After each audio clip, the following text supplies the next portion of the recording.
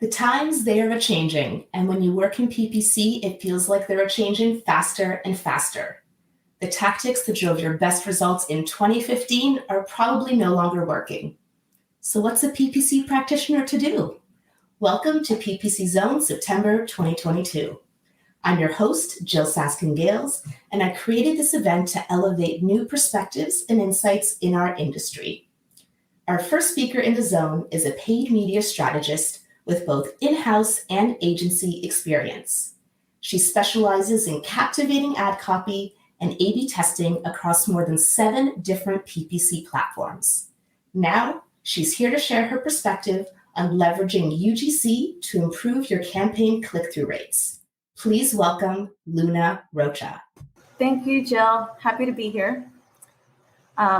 Whether it's Corn Boy or Trisha Paytas's baby, keeping up with social media trends can be a full-time job in itself. Luckily for you, you don't have to, because you can always hire an influencer. So that's why today I'll be talking about leveraging UGC for paid social. I think as advertisers, we tend to stick to our tried and true methods for generating leads and conversions, and we can be hesitant to incorporate new platforms, especially social media, since it's a constantly evolving landscape with a steep learning curve. So hopefully today I'll cure some of these pain points and give you a practical guide for getting started with UGC. So first of all, what is UGC? UGC stands for User-Generated Content. This is a term used across a variety of industries, but for marketing, I like to think of it as a partnership between a brand and a creator, and it falls under the umbrella of influencer marketing. Here are a few screenshots of what user-generated content tends to look like. As you can see, it kind of mirrors the native organic content on the platforms where they appear. And if you browse social media at all, you've probably seen these. I like to run UGC for D2C and e-commerce clients alongside traditional video and display creative. Why use UGC? What makes this content more enticing than content produced by brands? Well, according to a Business Wire report, consumers are 2.4 times more likely to view UGC as authentic when compared to content created by brands. So the appeal is that it mirrors the look and feel of organic. I'm a social media user myself. When I'm scrolling the feed, I tend to scroll right past something that looks clearly like an ad, but sometimes I tend to linger more on UGC. And according to Hootsuite, this is pretty common because UGC ads are considered more memorable by the target audience. Another benefit of UGC is that the creator tends to know the ins and outs of the platform, so they can leverage trending topics and trending hashtags on social media. This may come as no surprise, but according to the stats, TikTok and Instagram users tend to skew younger, so it's also a chance to reach a younger audience.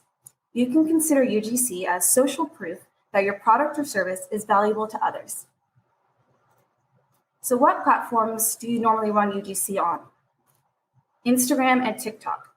Instagram CEO Adam Mosseri has been announcing platform changes to Instagram that will more closely mirror TikTok's algorithm.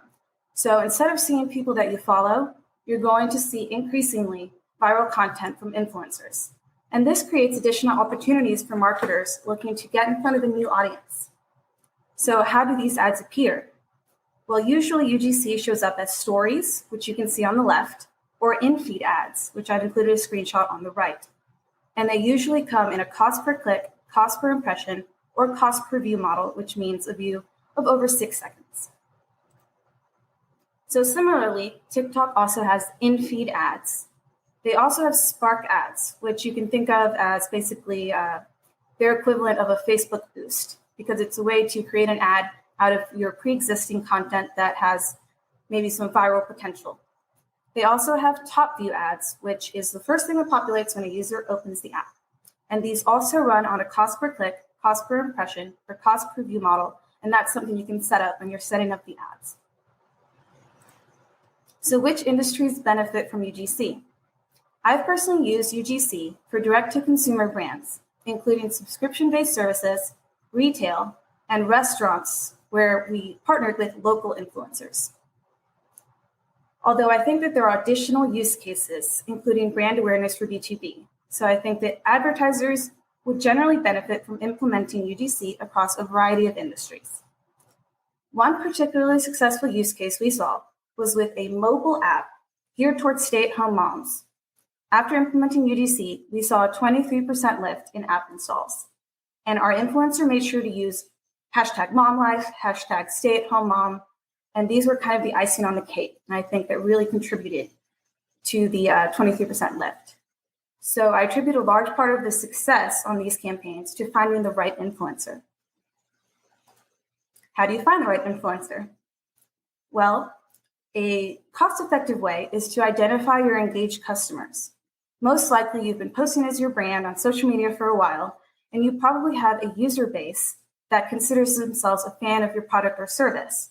Reaching out directly to these people on your comment feed or DMing them can be a great way to find people who are genuine fans of your product.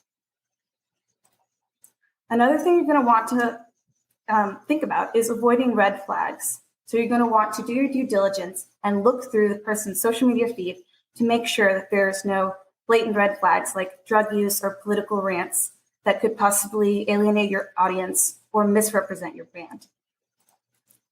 Lastly, consider diversity.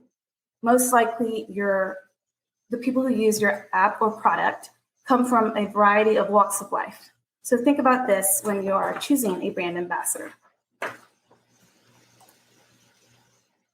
Once you find the right ambassador, the next step would be creating a creative brief. So this is going to outline your goals and KPIs for the campaign, timelines, deliverables such as how many posts or how many stories, brand and product details, CTA, and most importantly, the ownership. So once the content is live, who owns it, and whether you can repurpose the UGC. I recommend repurposing for both organic and paid. When you set up your campaign, I recommend using 20% of your total paid social budget for UGC. When it comes to creative best practices, less is more. And you're going to want to really lean on your influencer because they know what's best on the platform. So you can consider them a subject matter expert. So it's a little bit more hands-off than when you're creating most display or video ads. Another thing I get asked about a lot is attribution. So what we usually do is create a referral code for each influencer, which then comes in as a promo code during the checkout process. So you can find the ROI from each influencer. When it comes to creator platforms, there's two main categories: product sampling programs and influencer search engines. Product sampling programs allow you to send out samples of your product, and then the third-party product sampling program then distributes them to the influencers in their database. So it kind of is a hands-off approach. You don't actually have to find the influencer yourself. Or you can use an influencer search engine, which allows you to filter by age, number of followers, engagement rate, and other details relevant to your campaign. Here are a couple of product sampling programs and influencer search engines that I've used. So I'd like to thank Tenuity, Joe Martinez from Paid Media Pros, and my fellow presenter, Amalia Fowler, for helping me with the presentation. If you have any questions or would like to connect with me, feel free to scan the QR code on the right. Thank you for tuning in. And thank you so much to you, Luna, for sharing your unique perspective and insights with us in the zone. If you'd like to connect with Luna, you can find her on Twitter at Luna_PPC or on LinkedIn, Luna Rocha. To learn more about PPC Zone and our speakers, or to apply to speak at an upcoming event, visit ppc.zone. I'm your host, Jill Saskin-Gales. You can find me on Twitter at Jill Saskin-Gales. I look forward to seeing you next time in the zone.